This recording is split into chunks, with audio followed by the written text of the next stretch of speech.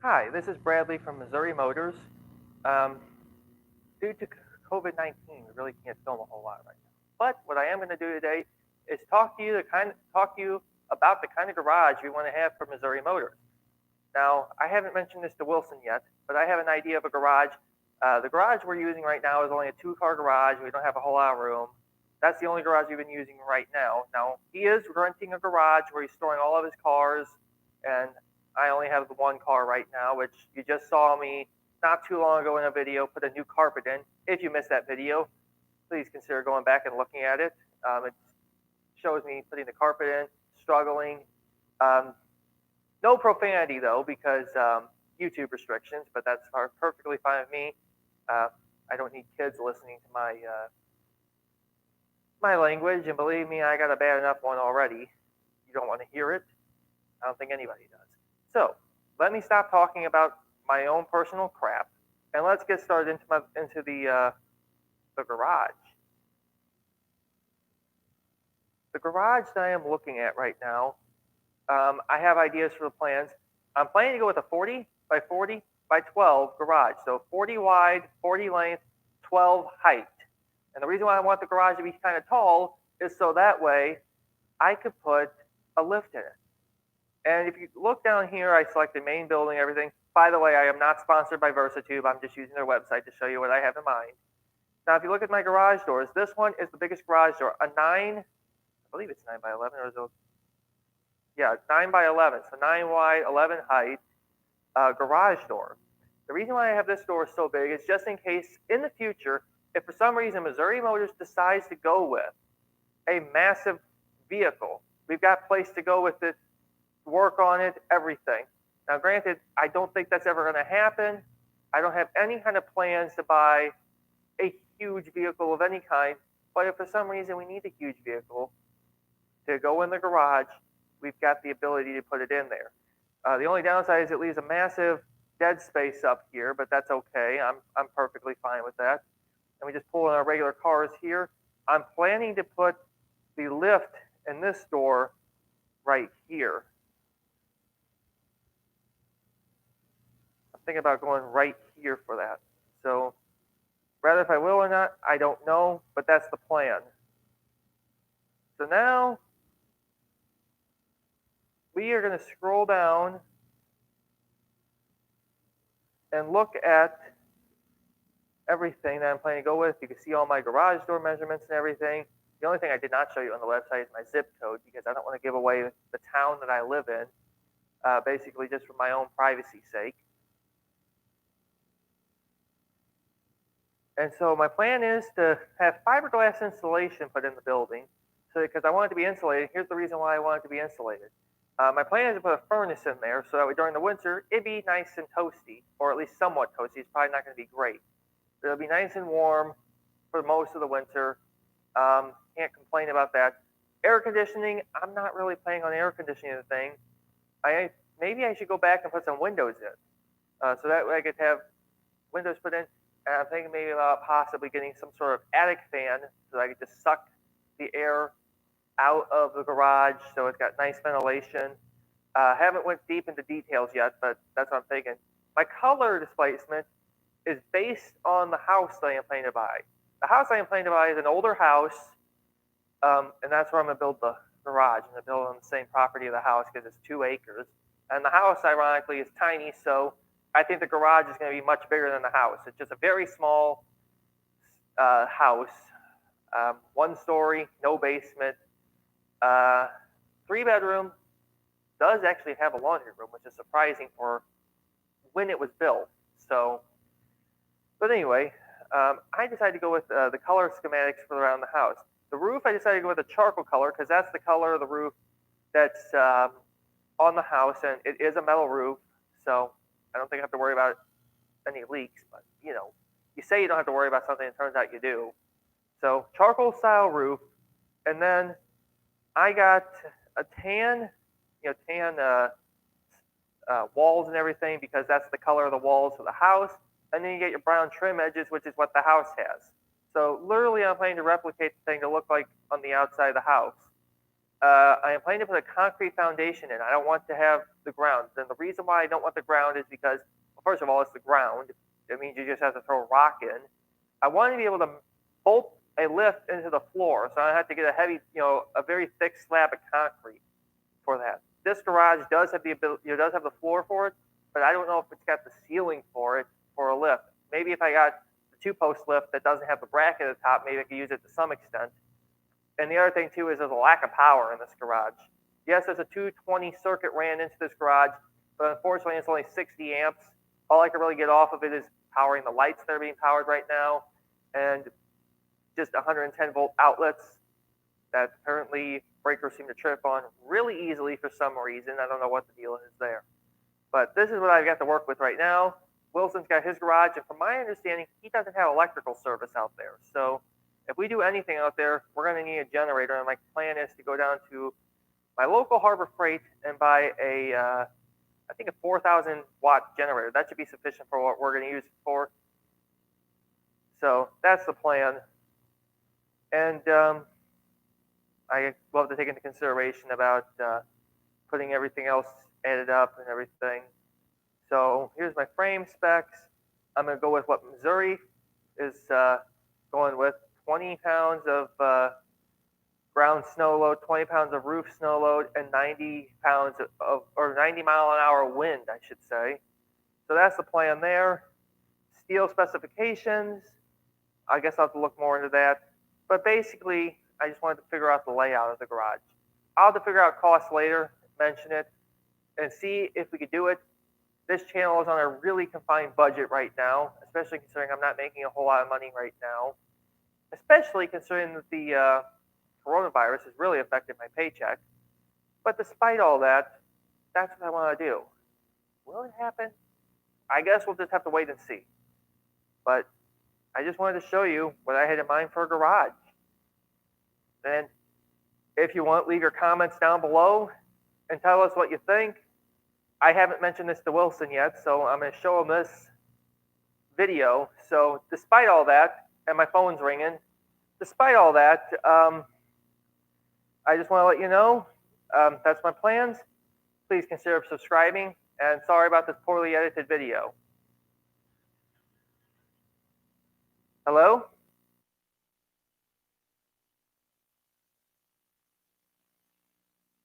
Here is my 2008 Chevrolet Impala. I've owned this thing for about 2 years, and I think it's time I tell you a little bit about it.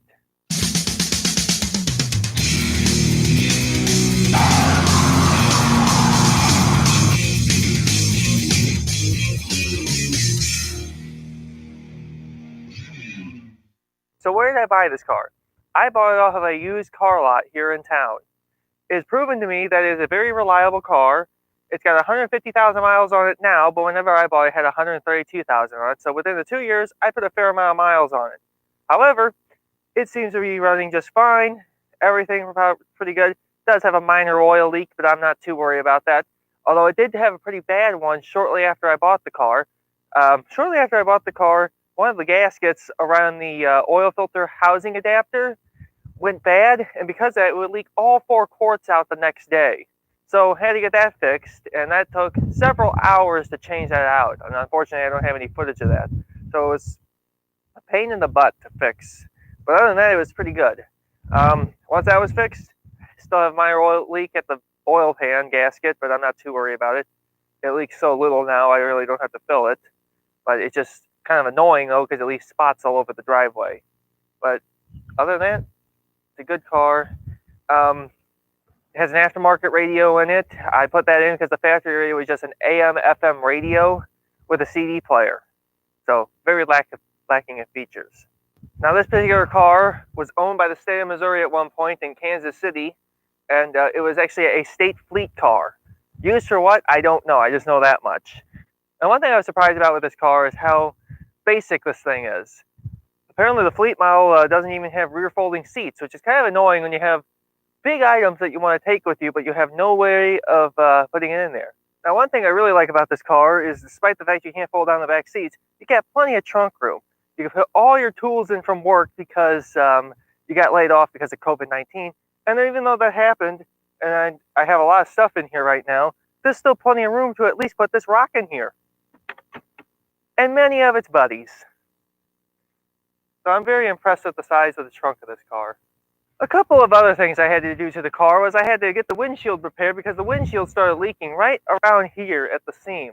Now with that said, because that water was running down inside the A-pillar, down behind the dashboard, into the cab and onto the floor, which then soaked the carpet in water. And because of that, I would hop in this thing and have my feet in a pool of water.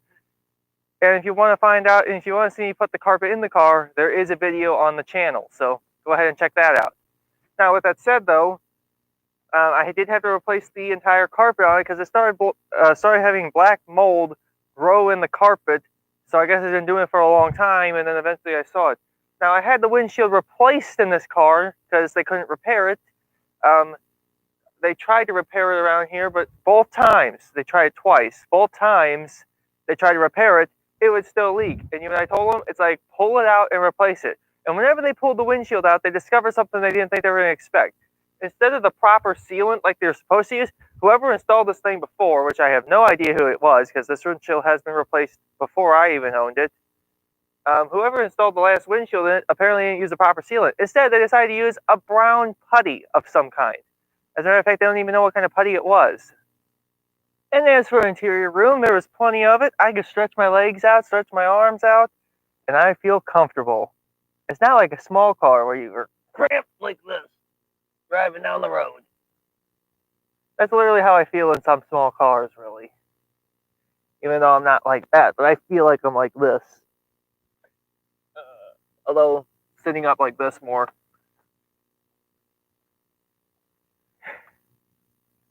Yeah, I'm goofy. Just forgive me for that, okay? And what's nice about this car is there's even plenty of room in the rear seat. I don't have to sit back here and have my knees touch the chair, as I commonly do have problems with that in most cars. This car was well thought out, in my opinion, and they need to make more cars like this. So driving characteristics of this car. Well, I would have to say that it's fairly soft, but yet it's not so soft that you feel like you're floating on water. You know, it's just about right. You know, nice and comfortable to ride, but yet you don't feel like you're driving a big boat, even though this thing is big. But it's not as big as you may think. Well, it might be. To be honest, this thing's roughly the same size as a Chevy Caprice. But the irony of this thing is that this 08 Impala, you have more room in it than you would in a Caprice. The Caprice, on the other hand, because even though it's as big as it is, it's got a larger trunk, so that means you have less space for the rear seat, and on top of that, you have a rear-wheel drive vehicle, so you need room underneath the floor for the transmission to go in, along with the drive shaft. This car is front-wheel drive, and because of that, you don't have to worry about, you know, transmission and the drive shaft eating up space inside your car, which is nice. The only downside is, though, if you wanted to go to the racetrack, this thing is not ideal. Although, to be honest, I don't think a Caprice is either. So, with that said, this thing is just a good, comfortable daily driver. Fuel mileage? General Motors claim this car gets 18 miles to the gallon in city and 22 highway, if I remember correctly. However, I managed to get 22 in city driving, and I don't know the highway driving. I never bothered to estimate because I drive in town. Honestly, it's not that bad on gas, despite how big it is. The particular engine in this one is the 3.5-liter V6. This particular one is the flex fuel model, so they made two versions. You get a version that just consumed regular gasoline, or you get one that ran off of E85. Now, this one can run off of E85, but I don't put E85 in it. I just put 87 octane gasoline in it, your standard unleaded fuel. So, to be honest, this thing, in my opinion, is the ideal daily driver. Nice and roomy, comfortable, and to be honest, after a long days of work, all you want to do is be comfortable, right? This thing is ideal. So you can enjoy a ride home without, getting bruises basically by a stiff suspension. Downside to this car is because of its length. I have noticed this though, if you go kind of faster on a turn, it has a tendency to understeer, which I'm not going to go very fast on a turn for the video because I'm just driving along. And also, I don't want to potentially get a speeding ticket. But despite despite all the minor stuff, I must say, the car is pretty good. To be honest though, I wish I had the old '80s Ford LTD. That would be really cool to have. Wilson's got that, and honestly, I want one of those. But the thing is, though, even though I want one of those, I don't want to get rid of this thing. It's that good.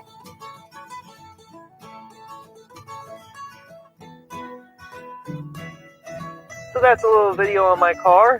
If you like this video, please consider subscribing, and please sure to check out other videos on this channel. We hope that you will consider subscribing and consider watching our content. We enjoy making these videos for you, and we hope to entertain you. Although this might have not entertained you, and if not, let us know so that way we can figure out something else. Anyway, we'll see you next time.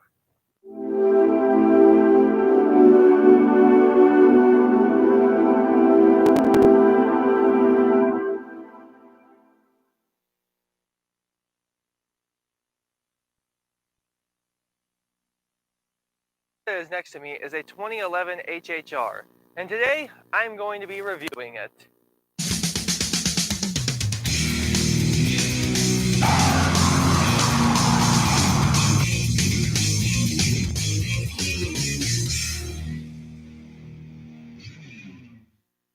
Alright, let me start off with a brief and extremely poorly studied history to the point that I gotta have a tablet to read off of. So this car was manufactured from 2006 to 2011. Well, production started in 2005, but model years are 2006 to 2011. 2011 was last year. And unfortunately, I know this with the 2011 right off the bat. 2011 did not offer the SS model. The SS model was the Super Sport model. Had a, I believe it was a turbocharged engine. Yeah, it was the 2.0 liter inline 4 turbocharged EcoBoost engine. I think that's right. The transmission was a 5-speed manual, and there was barely 2 5-speed manuals available: an F3.5 and a Airtech, I guess that's how you pronounce it. F2.3. I don't know my HHR transmissions very well. Or you get an optional 4-speed automatic, which is what this thing has. Now, a lot of reviewers, I just remember this back in the past, a lot of people who reviewed this car said it was not that great of a car. But personally, I don't think it's a bad car by any stretch. I like the styling. I like the fact that it's a wagon. I mean, after all, I can't even fit stuff in my Impala because of the sedan figure of it. But with this thing, I can fit more stuff in it than you may think. So the engine in this particular one is the 2.4 liter. You could also get a 2.2 liter or the 2.0 if you have the turbocharged model, as I mentioned a minute ago, because I have a tendency to repeat myself, so forgive me there. This is just something I'm making kind of quick because I am out of ideas, and COVID-19 has put a damper in this channel's plans. And I guess I should have been doing stuff sooner, but you never expect anything like this. At this point, you're probably thinking I'm an idiot, and you're probably right. I probably am. But with that said, I will say this though. I don't think this is a bad little car. The only thing I wish it had was a little more power and maybe slightly better fuel mileage. Because if you ask me, I think if I remember correctly, I remember reading a thing that the Equinox got better gas mileage than this thing. Although this thing ain't bad. I think it's like 26 miles in the gallon, something like that. So I can't complain. And also, look at the color. It's a very good color. Nice blue kind of color. I guess it's a premium color. It looks really nice. And if you look at this model, it's got a chrome grille on it. The LT models had a chrome grille. The base models, which was the LS model, had a satin grille. I prefer the chrome over the satin. And if you ask me, I prefer this even over the SS grille because the SS grille was all black. I don't quite understand the whole blackout thing, honestly. I prefer chrome over blackout. And the nicest of this particular LT model doesn't stop there. It's even got chrome on the back of the mirrors, which I think looks very nice compared to the black that you would find in your LS model. And look at the wheels. Chrome alloy wheels. That's much better than stamped steel wheels, which is what I've got on the Impala. Now, there's a few things I can complain about this car. The interior, some pieces of the interior feel kind of cheap. Also, the way they installed the door lock for the rod, it just looks like they just drilled a hole. They didn't bother to put any kind of bezel around it. So I'm a little disappointed in that. But other than that, the car is in pretty good shape. Is this wiper broken? It is. Needs a new wiper. Just to let you know, this is not my car. This is my sister's car. I'm just borrowing it so that way I can make this little video. So I'll let her know that her wiper is bad. So now we're on the inside of the car, and I must say it's actually not bad in here. It feels a little roomy. I've been in cars that were bigger than this that feel like you're smushed in them, which is amazing considering that this car is not very small. I mean, it's not, I mean, it's kind of a small car, but it's not like teeny.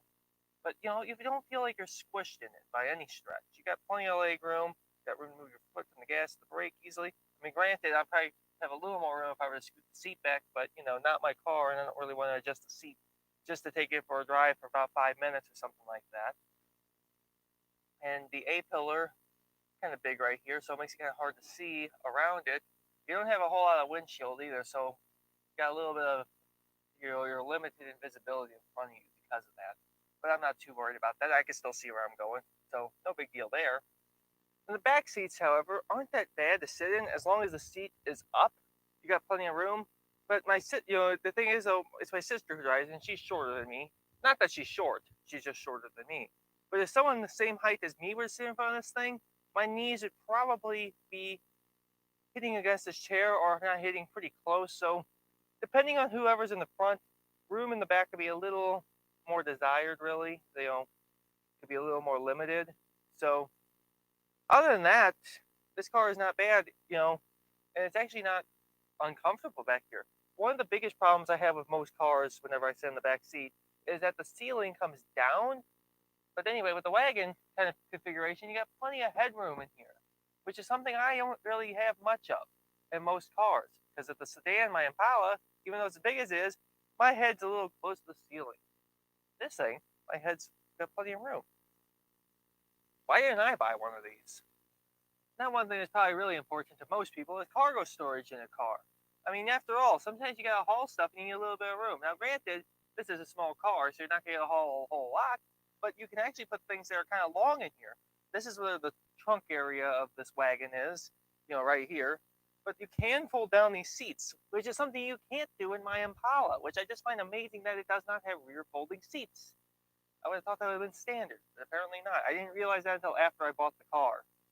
So, just these little quick pins over here, push them down, out of the way.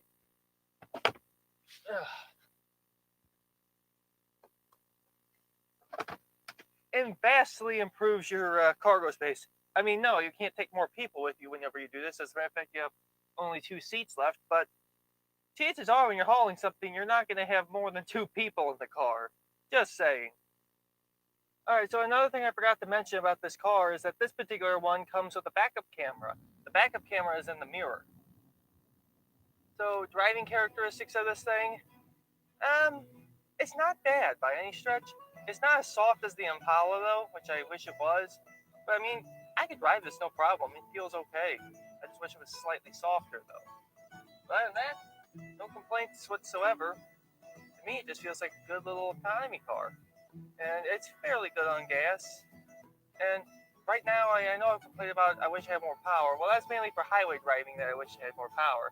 In-town driving, it's ideal. I think that's what this thing was made for, in-town driving, not highway driving. I was hoping for power for highway driving because, I drive an hour back and forth to go get tools because that is where the closest Harbor Freight is away from me. I'm hoping that new Harbor Freight that they say is going to get built near me will actually get built, but we don't know for sure. But anyway, this thing rides fairly well. I can't complain, and honestly, I don't know really how to describe this car very much other than it's just a good little car. I don't understand why people seem to hate this thing so much. I don't get it.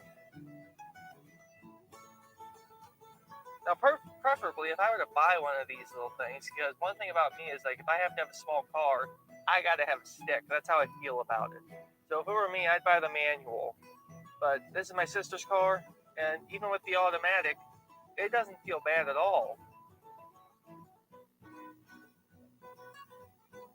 This car is ideal for a town driver. And that's what my sister uses it for, a town driver. But for highway driving, not really ideal. I mean, it'll do it, yeah, but I don't really like driving it on the highway. I've driven on the highway before. To me, it feels just a little slow.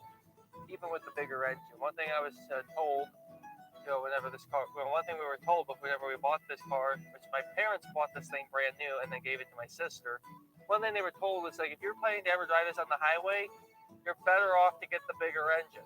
So that's what they did. They got the bigger engine.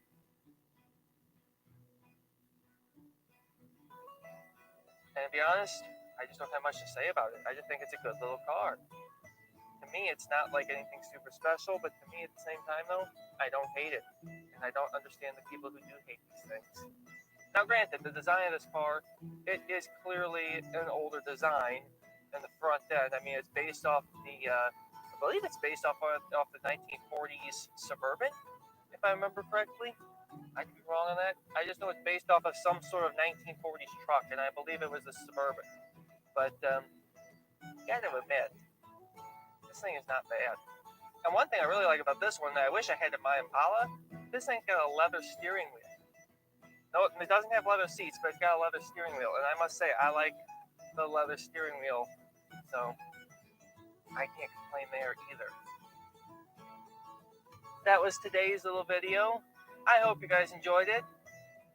I'm sorry I'm not able to get as much stuff out as I'd like, but, life. And I'm still working technically. Right now I'm laid off. Although the good news is, though, I should be heading back to work soon. I got a call saying that they would like to have me back by Monday. So hopefully everything will be going well, and I go back into work on Monday, and I can start making money again, which the money could be then forth used on the channel. So if you like today's video, please consider subscribing, and we'll let you know when the next video comes out, and hopefully next video we could actually do some car work instead of car reviews.